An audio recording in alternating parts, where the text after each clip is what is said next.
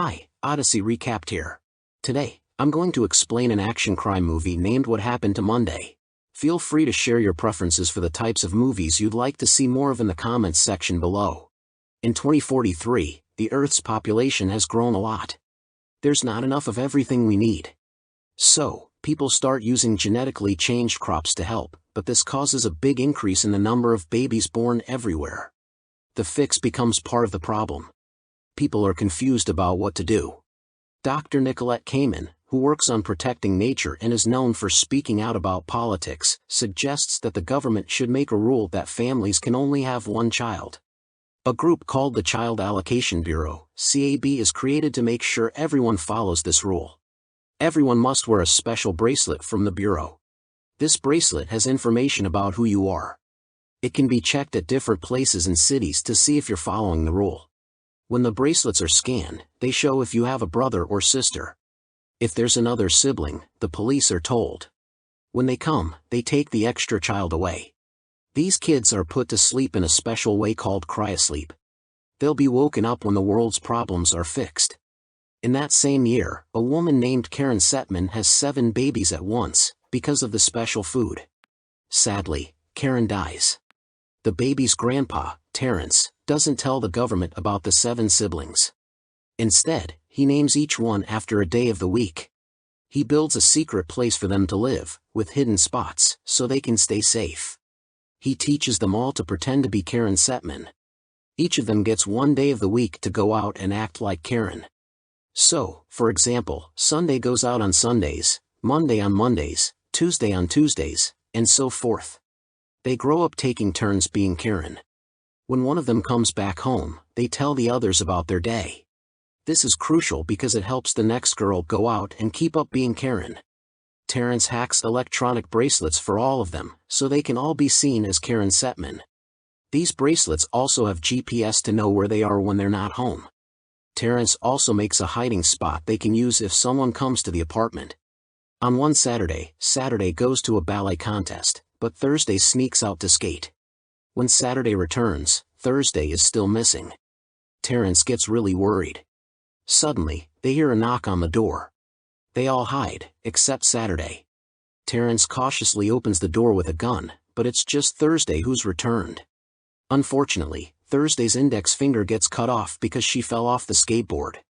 Since they all need to appear identical, Terrence cuts off the index fingers of the other girls, starting with Monday. 30 years later, when they're grown up, their grandfather has passed away, and they each have their own unique traits and looks. Monday is the oldest and she's the responsible one, always striving for perfection. Tuesday is a bit of a rebel, often paranoid and relaxed. Wednesday is athletic and ready to fight for what she believes in. Thursday is the troublemaker, seeking independence and her own identity. Friday is the brains of the group, excelling in technology and academics, contributing greatly to their success. Saturday is carefree, enjoying parties and never having to work a day in her life, as she's homeschooled. Sunday takes on the role of caregiver and attends church regularly. She's meant to be the believer among them. Since they look different now, the sisters use wigs and makeup to hide any features that might give away their individual identities. One Monday, it's Monday's turn to leave the house, but she's feeling really nervous. That same day, Karen Setman is scheduled to give a presentation at the office to try to get a promotion. Monday gets ready with her disguise. On her way to the office, she encounters Adrian, an agent from the Child Allocation Bureau, at a checkpoint. He's checking her identity and starts talking to her. At work, Monday runs into Jerry in the elevator, who's also competing for the promotion. Jerry threatens Monday, saying he knows her secret, and blackmails her to improve his chances of getting the promotion. Later that night, the sisters are waiting for Monday to come home, but she hasn't returned. They try to track her bracelet's GPS location, but they can't seem to find where she is. The sisters panic, thinking something bad might have happened to Monday. The next day, Tuesday goes to work, trying to act like everything's normal. She finds out that Monday got the promotion and met Jerry at a bar. Before she can dig deeper, CAB agents capture her and cut off her communication. At the CAB facility, Adrian sees Tuesday being taken to a cell, where she meets Nicolette Kamen, the leader of the CAB.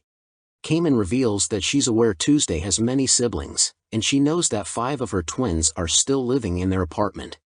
Suddenly, a CAB agent named Joe seizes Tuesday and brandishes a knife at her.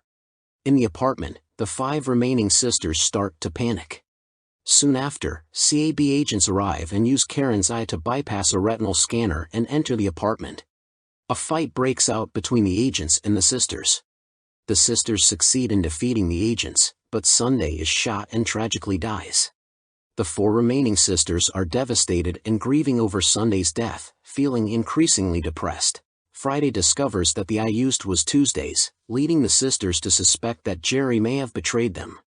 The following day, Wednesday goes out without disguising herself and confronts Jerry. Surprisingly, Jerry confesses that he doesn't know anything about Karen being one of 7 siblings. All he knows is that Karen has a contract with Nicolette Cayman. He discloses that Karen secured the promotion by sending millions of euros to Cayman to support her campaign. He doesn't have any further details. Shortly after their conversation, a CAB sniper fatally shoots Jerry. In a panic, Wednesday swiftly leaves his apartment, but she is soon cornered by a CAB agent named Joe, who ultimately shoots her, resulting in her death. In the twins' apartment, there's a knock at the door. With only Saturday, Friday, and Thursday present, Friday and Thursday quickly hide while Saturday answers the door. To her surprise, the person is Adrian, a CAB agent. Adrian starts flirting with Saturday, but she doesn't recognize him at all. After some realization, Saturday understands that Adrian must have a romantic relationship with one of them. Adrian then invites Saturday to his apartment. Feeling conflicted, she asks for a moment and goes inside to discuss with her sisters. Thursday suggests that Saturday should go with Adrian because he's a CAB agent, and they might gather clues about Monday's whereabouts. Friday adds that Saturday should secretly sync her bracelet with Adrian's to hack into the CAB server. Saturday eventually agrees and accompanies Adrian to his apartment. There, she starts to extract information from him. It becomes apparent that Monday was the one who had been in a relationship with Adrian. Following Friday's suggestion, Saturday covertly syncs her bracelet with Adrian's, hoping to gain access to valuable information. With Saturday's successful synchronization of her bracelet with Adrian's, Friday gains access to the CAB's. Through a video feed, the sisters believe they've located Monday in a holding cell. As soon as Adrian leaves his apartment, Saturday quickly informs Friday and Thursday that Monday was the one who had been dating Adrian in secret. In a tragic turn of events, CAB agents arrive and fatally shoot Saturday in front of her sisters. Shortly after, Karen's apartment is stormed by CAB agents led by Joe. In a selfless act, Friday sacrifices herself by detonating an explosion in their apartment to create a distraction, allowing Thursday to escape and potentially rescue Monday. Now, only 2 twins remain, Thursday and Monday, who are still imprisoned.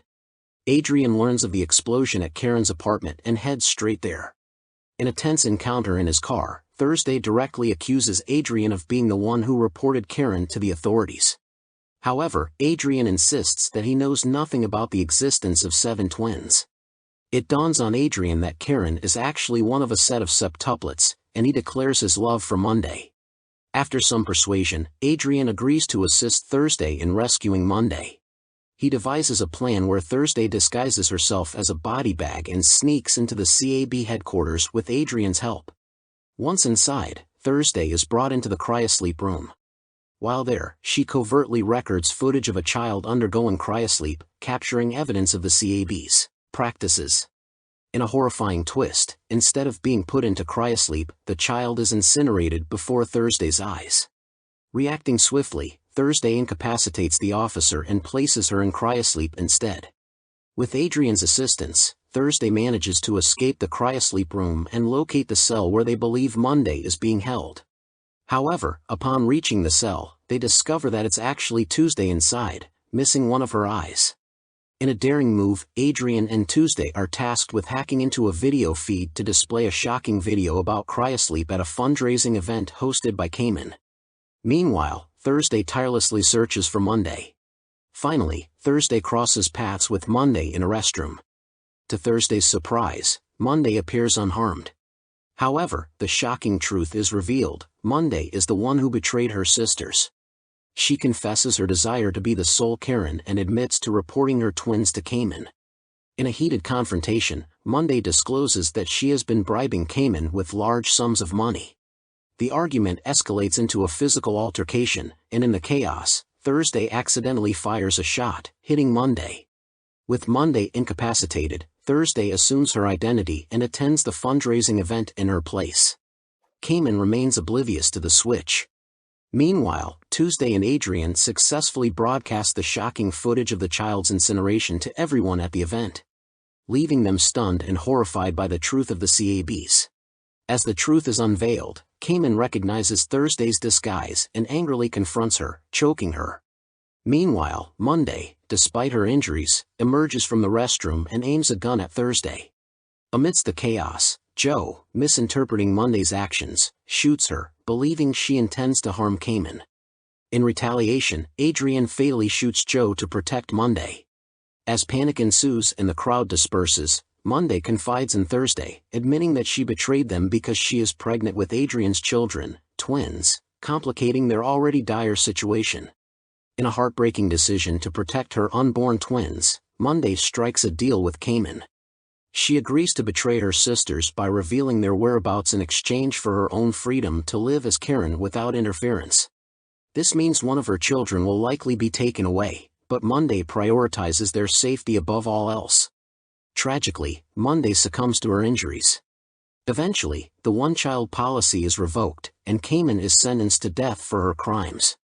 Thursday, Adrian, and Tuesday are the sole survivors. Meanwhile, Monday's and Adrian's twins are nurtured in an artificial womb. As the scene fades out, the camera reveals hundreds of babies in a vast ward, crying as nursing staff attend to them, symbolizing hope for a new beginning after the turmoil. Make sure you subscribe and turn on the notifications so you can watch more videos like this. Thanks for watching.